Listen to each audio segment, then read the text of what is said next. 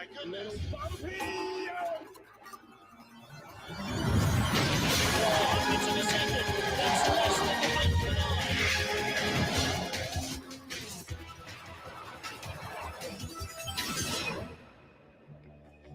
Sixth and final race of the weekend here in Altenburg in Germany. We are looking at the track getting ready for the four-man race finale, the sixth race weekend of the BMW IBSF Bobsleigh and Skeleton World Cup. And the snow has returned in the break between heats 1 and 2 with a vengeance. It has been snowing quite hard as we get our 16 sleds ready to complete the last runs before they head to St. Moritz for the World Championship. So snow protocol will be in action. We're going to have a hurry up to the start, and they will be sweeping every second sled. And for all the athletes, the imperative will be to leave the line as quickly as they can. Welcome back, everybody. Martin Haven and Liz Meyer watching the action with you. And Liz, it is an outdoor sport. This is a partially covered, but only partially covered track. And everybody knows that snow can happen in winter, but it doesn't make life any easier. No, you can't control the winter, you can't control the weather, so it's going to be up to these athletes to make the best of the situation that they have in front of them and not let it affect them mentally. I think that's the only element you can control, isn't it, is how you deal with it, and we'll see how that works. Sixth race of the BMW IBSF four-man Bobsleigh World Cup. We're in Altenburg in Germany. It is snowing for the second and deciding heat. 16 sleds go in reverse order of their first heat performance. Martin Haven and Liz Meyer watching the action as Adam Debesch of the Czech Republic gets ready to get this underway. Well, he was last place in the field after an untidy first run, finished in 10th spot last week. Let's see what he has got in the second run. The snow that is falling now will definitely affect the track as the run continues. Definitely. So being earlier off in the start could help them, just having a bit cleaner track. Well, when we get down towards the sharp end of the field, there are only a couple of hundreds between first and second, couple of hundreds between third and fourth, and snow will make all the difference there because the sleds will become a little more wayward. Liz, the snow gets under the runners, it melts more quickly than the ice, and so it reduces friction, but it can also just push you into a skid, same way as a road car will skid on snow. Definitely. It is helpful that the four-mans are so heavy, so they will have a better chance to still be touching the ice. But still, hitting snow is not quick. Yeah, I'm not sure that truck drivers who skid in the snow will tell you that weight is always an advantage. And True. Yeah, as ever with the four-man, once it gets out of shape, it takes a lot to bring it back. For sure. Really late there as he enters into 15, and it's a full snow globe out there right now. Yeah, it really is. It was snowing really quite heavily half an hour ago, a little less so now, but it is consistent. It is not icy and gritty. It is big, wet flakes. This track is going to slow up in a hurry. So Adam Debesch gets the best of what there is in the ice. I mean, the ice itself underneath the little covering of snow is in really good shape, as always. Ralph Mender and the ice crew here are, I think, actually without parallel, probably anywhere in ice sliding. The ice here, the track's fearsome, but nobody ever complains about the quality of the ice. No, the quality is always smooth. They try to make it as quick as possible, even with the super humid temperatures that they often deal with here. But yeah. Just a little bit high there on the exit of Kreisel. Only the fourth World Cup race in the four-man for Adam Debesch, so a very inexperienced young driver, and being heralded off there to stand out in the snow in the leader's box. Always a joy. Next up is Mattia. Well, it's better than not, I suppose. Mattia Variola. Look at his advantage, 500ths of a second. That's one tiny error away. I mean, and a minuscule error. It'll be invisible to us. That'll cost him 500ths of a second. Simone Battazzo lowers the sled into the grooves and offers some encouragement. I'm not sure that was Simone at the front of the sled. No, it wasn't. So here we go.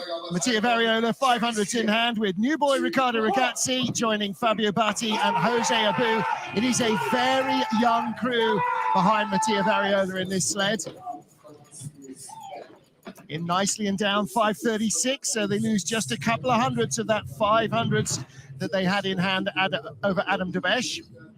Like you mentioned, they are a very new crew, and they're going to be prepping for that home Olympics in just 3 years' time. Yep. Riccardo Ragazzi, the man right behind the driver, making his first ever World Cup start, his third time ever in a four-man bobsleigh race. What a track to do it on. Yeah.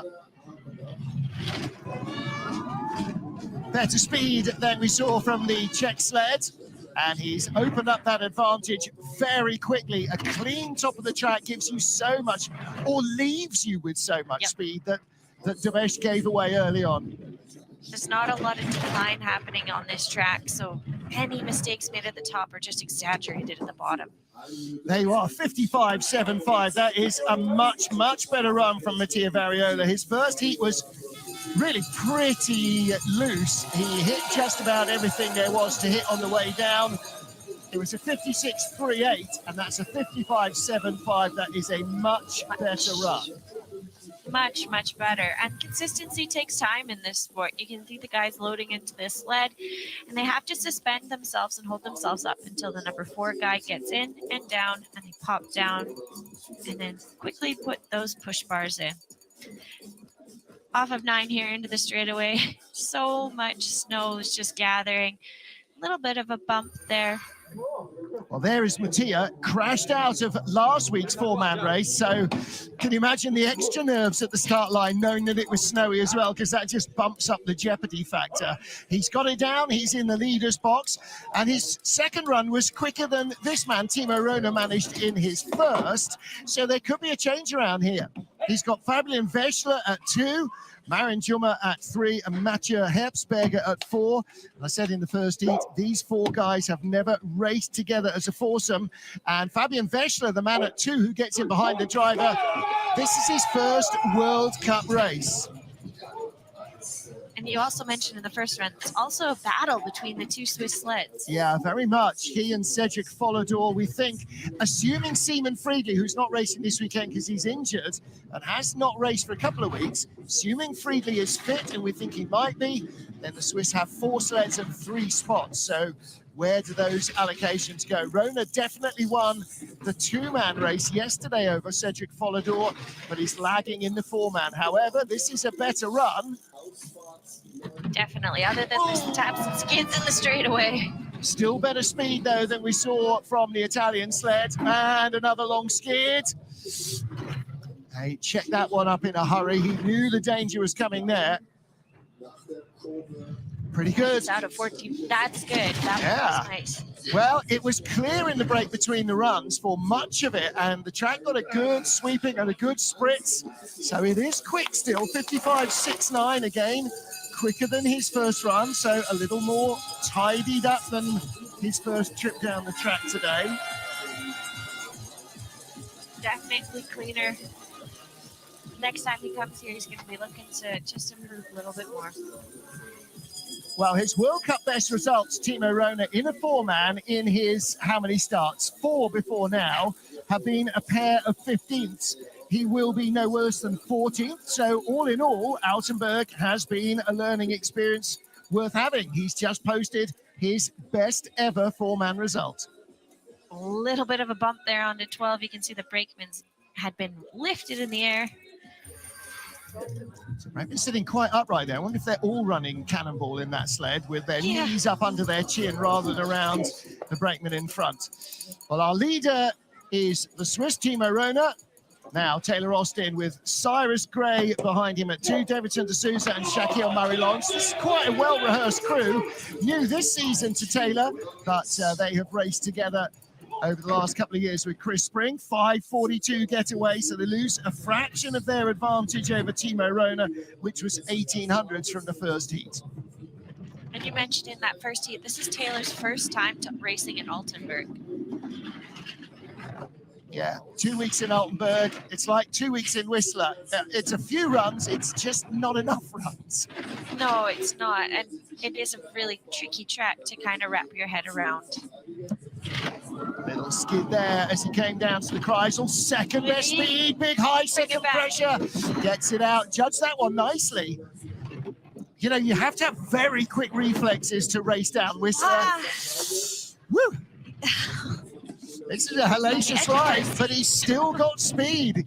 He is doing exactly what it says on the tin. Let it fly. 2100s up. He's added to his advantage. No, he hasn't. He's lost a couple of hundreds on that run to Timo Rona, but held on. Wow. Yeah, wow. And I bet that felt every metre of a wild ride, sitting in the back seats as well. Thumbs up and a head shake. I think that's a fair evaluation. Yeah. Well, here we are out of corner 9. Just a little tap, but it kind of sends him into a slide down to the Kreisel. He's coming in the wrong way. Yeah, if you go into Kreisel, you want to be on the sliders left, closest in. There's that airborne into 15. Mm-hmm. Yeah, there's a big whip there. Yeah. Well, he's got it down. He's in the leader's box. 4 sleds it down. And here we go with the first of our Latvians. This is Jakobs Kalender. Right behind him is Anis Bebris, Lauris Kaufmanis, and Mareks Latstans. Apart from Kaufmanis, a young, inexperienced team behind this driver. And Kalender in only his 3rd World Cup start. In his 2nd, last week, he finished in 9th. He was 12th after the first heat. And 9th place is 1900ths of a second in front. So it's a stretch. These guys have a bit longer of a pause before the start clock was going to ding because they're going to clear the snow out for them. Yeah, I think they'll be sweeping every second sled, which might be bad news for Brad Hall, because it'll be the even starters that don't get the snow swept. And that will be the 16th sled, Brad Hall. The 15th sled, Francesco Friedrich. He'll have the track swept before him, not because he's local. That's just the way it works. Here we go then with Kalender and the Latvian crew. First of our 2 Latvian sleds. 6 best first start at a 5:24. It's a 5:27. You can see the snow just starting to gather on the top part of the track there. Yeah, nobody has started quicker than their first run yet. In fact, nobody's matched their first start yet. It's going to be hard to do that, definitely, today. 4 to 5, he was pretty quick. The other thing's going to be hard for Kalender to do is to match his young teammate Emos Tsipoulis, who is hanging out in the top 5 after a blinding first run. Yeah, he definitely had a really great first run. But these 2 are the boys that have the Latvian spots for the World Championships, so they need every second of track time they can get. Bit of a new era for this Latvian team. Holding the gap at 900s at the line, 1800s up, so he was clean down at the bottom and recovered most of the time lost on the way down. So he will be no worse than 12th. And he and his team will head to the leader's box for at least the next sled. Just coming off into the straightaway. Bit of a flop with the 2 runners hitting the ice. Little puts him into a skid. You can see him just peering over the cowling as he heads into Kreisel. Into that uphill part of the section. A little bit of runner dancing to get it under control. So there you go. That is our current leader, Jakobs Kalender. Next up, Italy's Patrick Baumgartner. Wasting no time here. 60-second clock will go almost immediately. They're on a 2-minute interval, so this will be a very fast run heat. Baumgartner, the Youth Olympic champion, first ever Youth Olympic champion back in 2012. Eric Franzazzini behind him. 2-man brakeman Robert Messia, and then Lorenzo Piloti. Pilotti's been around the block a few years. Yeah, both Baumgartner and him have been around for quite a few years now. Sure have. So 600s in hand as he sat down over Jakobs Kalender. The Kalender had a pretty neat run. This is nice from Baumgartner as well. 1500s up, extending his advantage. Definitely a nice run that he's putting down so far. Ooh, not too much pressure in the center of the 3rd wave there. Got it off nicely down the middle of the track. The further you are to the edge, the more loose snow you run into. There you go. This is good. Extending his lead. Yeah, they're getting quicker in the second heat. Now, normally you get a little bit quicker in the second heat because you've sort of figured out what the racetrack is like today, which is different from yesterday, which is different from training. But the snow has an effect as well. And at the moment, it looks as though the track is holding up very well indeed. The Italians celebrating and saluting the crowd. And despite the weather, always a big crowd here. Altenburg is less of a small town and more of a large village, and the track here is a very big part of its history and heritage. Definitely, and people come in from Dresden to come and watch the races. Yep. It's always a really cool experience to race in Altenburg, and it's awesome that we have fans back at the track too. And in the same way that we have zigzags in Lake Placid and Mr. Biscuits in Sigulda, we have the kebab shop by the station here in glamorous Altenburg. Next up for the Czech Republic, Dominik Dvorak, the second of our two Czech sleds. And Dvorak with David Bureš behind him, Jakub Prochaska and Dominik Zaleski. And Bureš, one of the new boys in the team this season. This is only his second four-man race.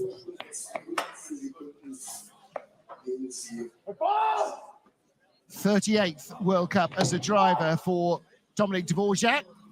And his 49th in total. He started as a brakeman. Synchronizing their departure here, so they all hop into the sled at the same speed, at the same time. Maximum power. It's super important that they hit the sled when they start running at the same time as well, so that when they're making those cheers, I guess, at the start, that's so they're all synchronized. Yeah, getting that timing is like a snap in American football. Everybody's got to be on the same page of the hymn sheet. 300 up over Patrick Baumgartner as he sat down. 200s from the first heat, plus 100th extra in the start. That's why the brakemen take their job so seriously, because they can make a big difference. Definitely. 100th at the top is usually 2 to 3 at the bottom of the track. A little off the pace here, Dominik Dvorak. We saw that the sled didn't really hold the speed down the track. I'm not sure if this... Baumgartner had a really good run, too. Not sure if this is a new BTC like his two-man sled yesterday, but doesn't seem to have the pace, drifting out. 700s behind, 55.56. Baumgartner hangs out in the leader's box and will be at least a top 10 finisher. And Patrick Baumgartner's World Cup best results have been a pair of 10th place finishes, one of which was here. So he adds a third 10th place, a second 10th place here in Altenburg, at least to that account, and he may yet improve. Definitely. There's some close racing going on here. Bit of a flop off of 14, just staying on the corner a bit too long. And unfortunately, that's an uphill section, so it's exaggerated loss of speed. Dvorak not really in his rhythm here this weekend. And again, sweeping after each of our even-numbered sleds. Every two sleds, they're sweeping, and you can see how much snow is coming out. The camera looking all the way up there to the exit of 9 makes it look like there is more snow in the air, but you've just got to look at the fans, and the track workers for that matter, to see how much is actually settling. It's gathering quickly, and the track workers are doing a really good job to try and keep it off. And they always do here, don't they? They really do. Sure do. Next up for Switzerland, Cedric Follador with Greg Jones, Dominic Hufschmidt and Luca Rolli. And Chris Woolley there with the sled at the front. Woolley, their strength and conditioning trainer, had a few runs himself as a brakeman in Samritz a few weeks ago. Likes to keep his hand in and have a few runs every year. That's awesome. Well, it's not often happens at the World Championships, but sometimes in the World Cup race, he'll sneak in a couple of runs in a two-man or a four-man in training in somebody else's helmet. 5:26 getaway. Sorry, did I say that out in public? He never does. 5:26 getaway. Fastest start of the competition so far. Follow had a really nice-looking run in the first heat. Little bit wavy in 4. Neat through 5 and into corner 6. And it's that internal battle between the two teams that we've been talking about for that home World Championships next week. Yeah, Good run down from 9 into the Kreisel. Second best speed, 200s behind though. He needs to overhaul Baumgartner, and he's clean down through 11, 12. Better speed here at the bottom. Yeah, it's going to be close, isn't it? That's what we need. Single digits. Could be 100th in it. Oh, 500ths of a second. 55, 52. Well, Baumgartner outdrove him in the second heat, but Polidor outdrove Baumgartner by more in the first. And Cedric gathered it all together below the Kreisel and just steadied the ship. It's a good-looking run. There's Greg Jones at 2, waving to the crowd. Tall Greg Jones kind of drops in before everybody else. He's got his knees up behind the driver's back. That's called riding cannonball, the least comfortable thing you can do in any sliding sport. Took him a while to get tucked in as well, and you're right, the cannonball is not the most comfortable position for those athletes to be in. And it's kind of a Swiss thing. They do that a lot. Yeah, they can choose to either put their legs around the athlete in front of them, or, like you said, like a cannonball. Yeah, that's not nice. You have to be super flexible, much more super flexible than I am. Don't ask me how I know. Mihai Tentea next up for Romania with Ciprian Darochi, Mihai Pakianu, and George. Georgi is new to the team this season, only a couple of starts under his belt. 5:35 getaway. They've never been the quickest on the starts, but Tentea can really drive a sled quite well. Yep. 900s ahead from the first heat. He's got back into the lead. They lost their lead with a slightly slower start. Again, not benefiting from the sweep. No, he is benefiting from the sweep, isn't he? He had a little sweep before. I mean, it's not going to make a great deal of difference, to be honest. How you drive the sled is much more important. Definitely. It's hard to tell right now when the sweep is actually happening. Little skid there, but he's still got a slender advantage. 500s, neat and tidy from 14. Little late off 15. Has he got enough in the hand to take it? Oh! Yes, no, yes. Bravo! Bravo Where he indeed. found that 600. That's... Man, oh man. Well, his best ever World Cup result before today, 12th place in Winterberg a couple of years ago. His best ever result here, 15th place. So that is a huge personal best for Mihai Tentea.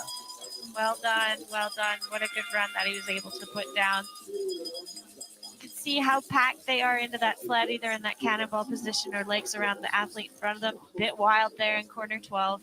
Yeah.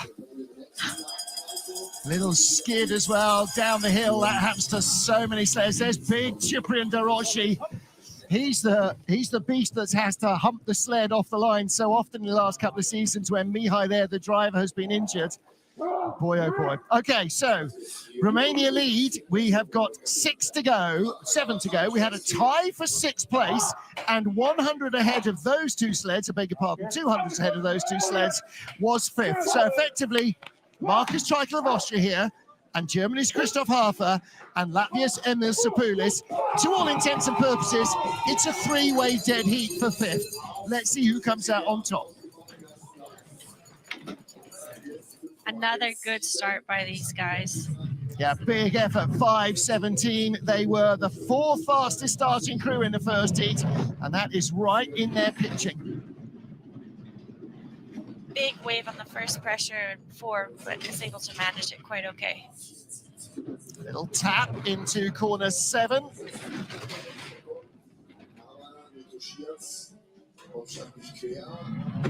Just a tiny little tap straightens him up into the Kreisel. Not too much drama, best speed. And The similar taps in that first heat, so he knows how to handle it. look at the advantage he's got now over Mihai Tentea. That's a monstrous lead. He did have 3,700s in hand from the first heat, but he's nearly tripling this. This is a shout for a medal maybe for Marcus Treichel. 9/10 better.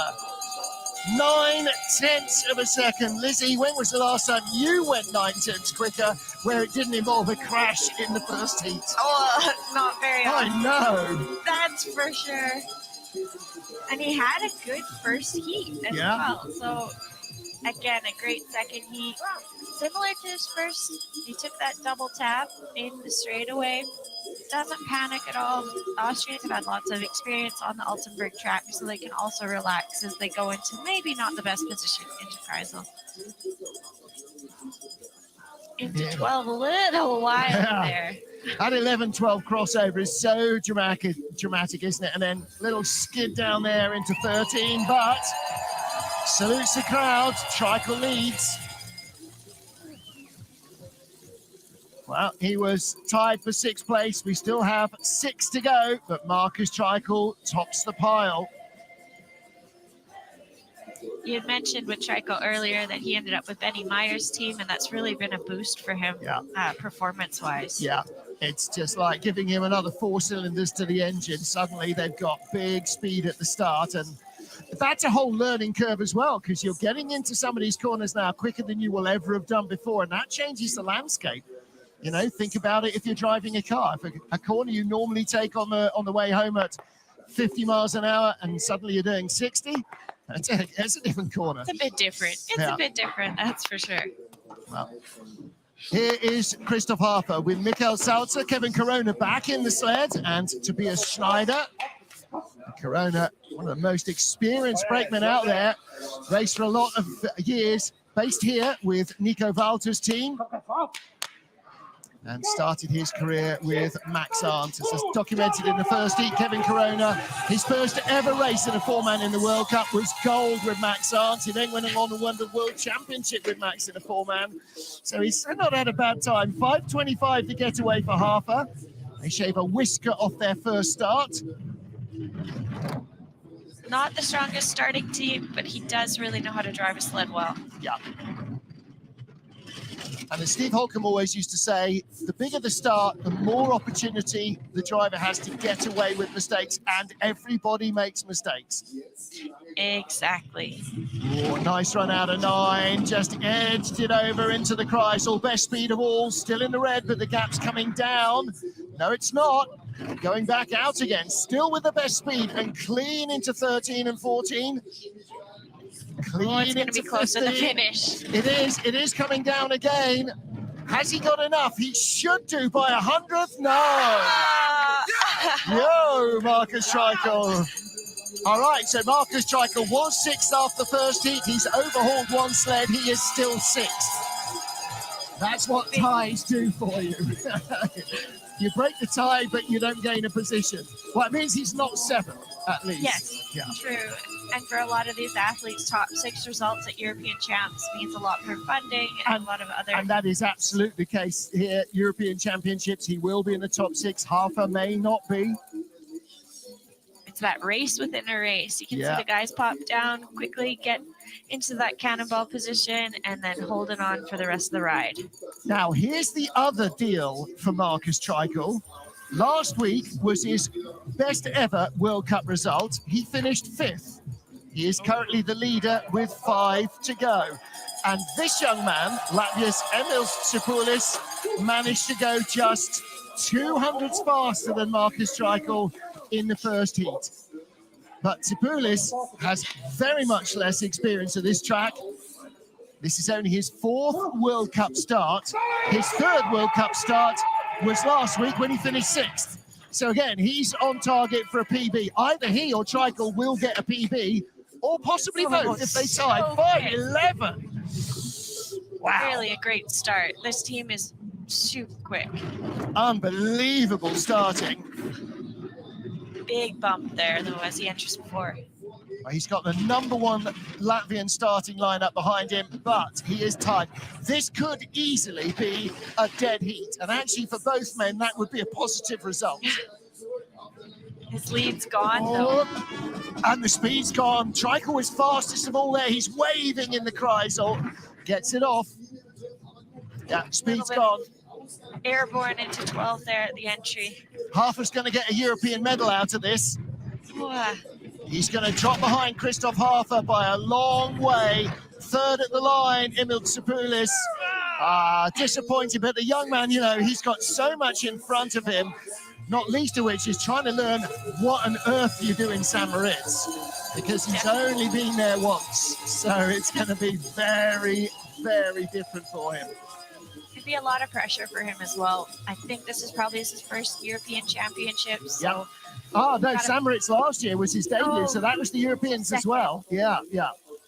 So he's got lots of time ahead of him to figure out, okay, this is a different position to be in. And that's why he got thrown into the World Cup mix in St. Moritz last year, because the Worlds were coming this year, and going to the World Championships on a track you've never seen that's as different as that.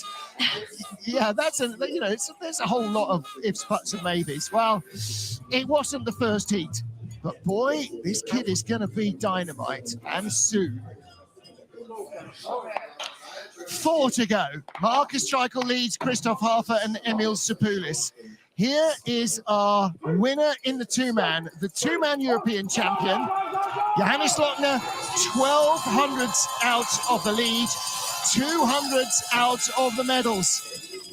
5:19 start from the boys. That's another great getaway from Flo Bauer, from Eric Brookert and Christian Rasp.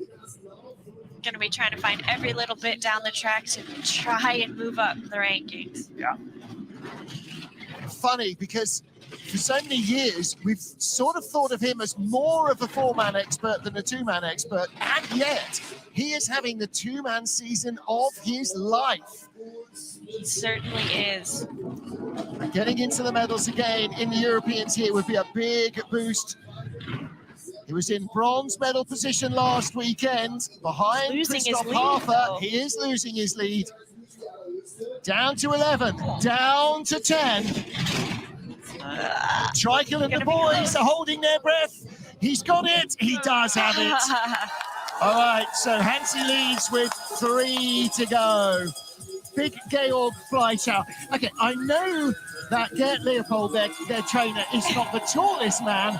He's not 5'4". No. Let me tell you, Georg Fleischauer is 6'5" plus. He is a big unit. And that's why he's not in the 4-man sled. There's not room for him, and he weighs too much.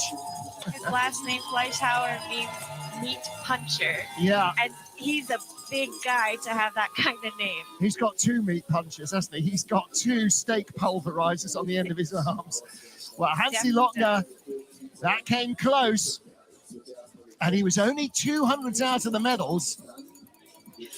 I wonder. I don't know if it's enough. I don't know. Marcus Streichel had a really good run. Yeah.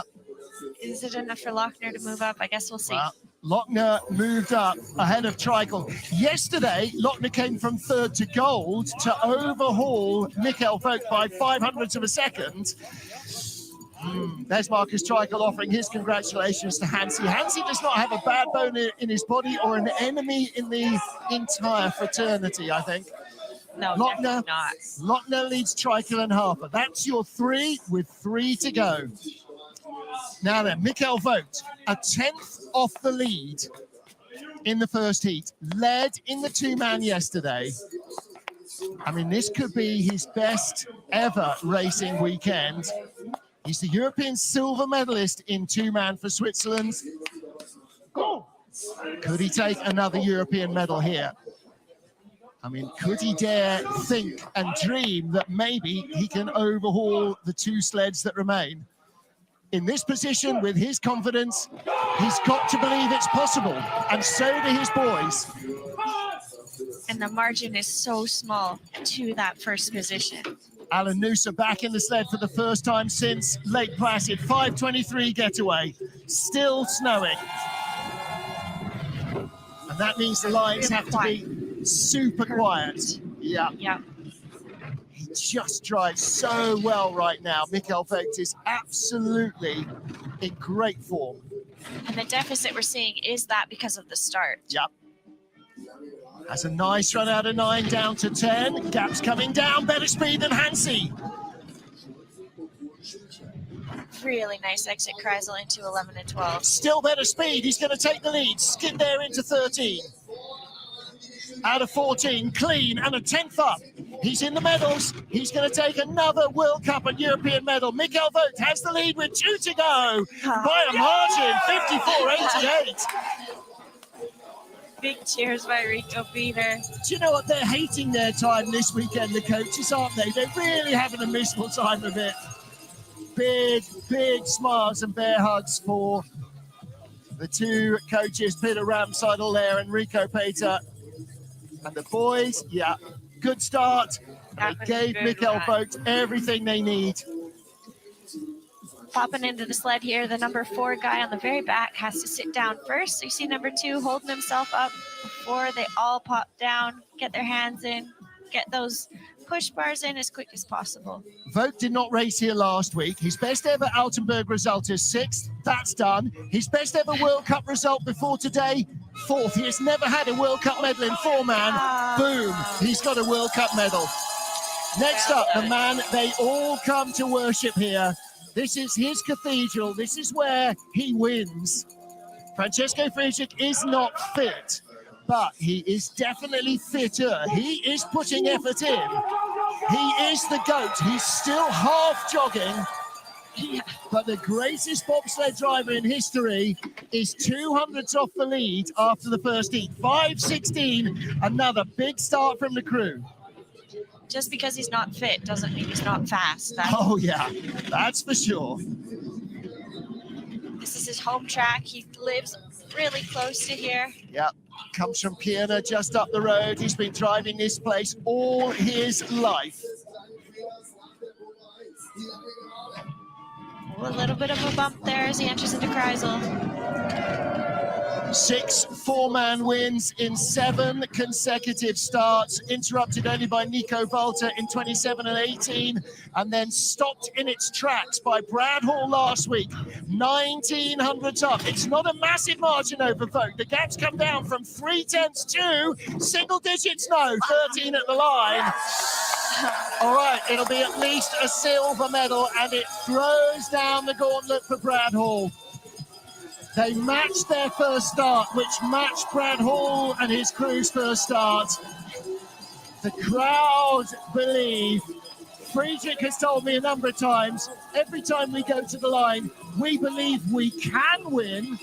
We don't necessarily say we will win, but it does happen a lot. It does happen. It does happen a lot.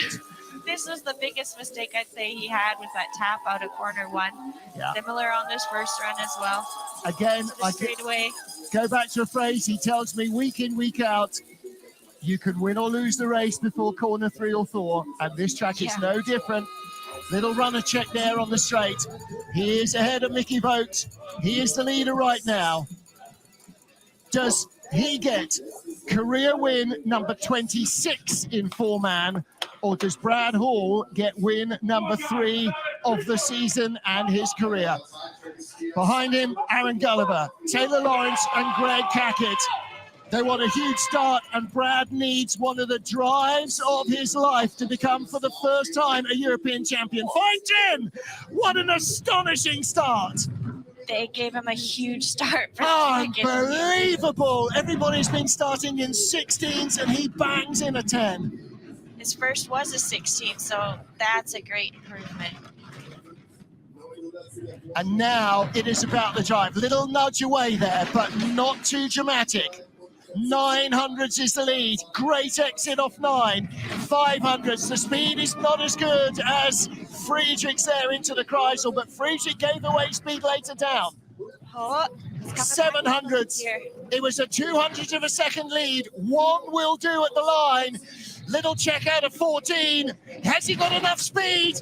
Who takes gold? Is it Friedrich at home, or is it Brad Hall? It's Brad Hall, the European champion! A second win in Friedrich's backyard. Wow. They do not come sweeter than that. No, definitely not. And the first European champs win as well. The first ever European Championship gold medal in British bobsledding history. Wow. Congratulations, Team Brad Hall. Wow. Boys. Honking high five. Well, honestly, with this crowd, she could be high-fiving until about a week on Wednesday. I mean, look at the fans. This is on the outrun. Where's the drama? You know, they're just, and then the boys pushing it through the snow. Well, I'm going to need to do that to my car later because the all-season tyres aren't really cutting it, but Brad's going all the way back down. Do the high fives. What happens if you go across the timing beam and re-break the beam? I don't know what happens. So Aaron Gulliver there, Big T, Taylor Lawrence, Greg Cackett, who was in the booth last night. There was a feature in the Daily Mirror newspaper that they were saying, we do believe we can be European champions. A big page in a big newspaper in the UK. The first time I've ever seen that for bobsled. And that includes the Olympic Games. There's Greg and Brad Hall. Those two have been together for so much of the journey. Big T, Taylor Lawrence joining the crew a couple of years ago, has been the standout in the two-man, and Aaron Gulliver joining this year. It has really gelled. They outpushed the world and outdrove Francesco Friedrich in Altenburg. Not once, but twice. Now, once you can maybe say, oh, it's luck, but you did it twice. That's showing something. All right, well, Hansi there to offer his congratulations. Brad Hall, 900s over Francesco Friedrich. Mickey Vogt takes his first ever World Cup four-man medal in third, ahead of Hansi Lochner, Marcus Streichel, and Christoph Hafer. Those are also the positions in the European Championships. Top 12 sleds will be European positions, and only Taylor Austin of Canada to be taken out of the equation there. And you mentioned Marcus Streichel in fifth. Is that also his career best? It is a career best. Marcus Streichel's previous best was a sixth place finish here last week. So he tops that. And yeah, lots of PBs going on. And Francesco Friedrich in the silver medal position is now tied at the top of the World Cup standings by Brad Hall. Hansi Lochner in third, ahead of the resurgent Marcus Streichel, Christoph Hafer, and Mickey Vogt again coming up on the rails there in seventh place, closing down Taylor Austin, who took his first World Cup medal in the season opener with bronze at home in Whistler. And that's the way they line up. And those positions are relevant because it helps affect the draw for the World Championships as we head into 2 weeks of action in gorgeous St. Moritz. Well, there are possibly nicer places to go for a sport, but I'm not sure that I've been to them particularly. It is just a very special place. It's the birthplace of all ice sliding, head first, feet first, in a sled or on top of a sled. Twice Winter Olympic venue, 3 times if you include the Youth Olympic Games. And it is a place that everybody feels is enormously special. And with the fields that we've got going in all our 6 disciplines, plus Parabob for the very first time in the same games as all the other able-bodied disciplines, so excited to see that. European champion Brad Hall will be among the favourites. There was a press call last week before the weekend started. Brad was in there with the German media and the German crews, Friedrich and Lochner and Hafer and so on. And the German media said, yeah, he is now the WM favourite, World Championship favourite. Well, maybe not the favourite, but his hat is in the ring, that's for sure. Friedrich is always going to be tough to beat. The Swiss athletes are going to be difficult to beat too. Oh boy, yeah. They've had almost no time on the track at all. I mean, really almost literally a couple of days more than anybody else. And so it is going to be a very level playing field. And we look forward to all the action starting next weekend. Until then, on behalf of Elizabeth Meyer and the IBSF TV crew, I'm Martin Haven saying thank you for joining us. Thanks for all of your comments and input this weekend, everybody. We'll see you in St. Moritz for the next 2 weeks of World Championship action. Cannot wait. Until then, from Altenburg, auf Wiedersehen and goodbye. Yeah!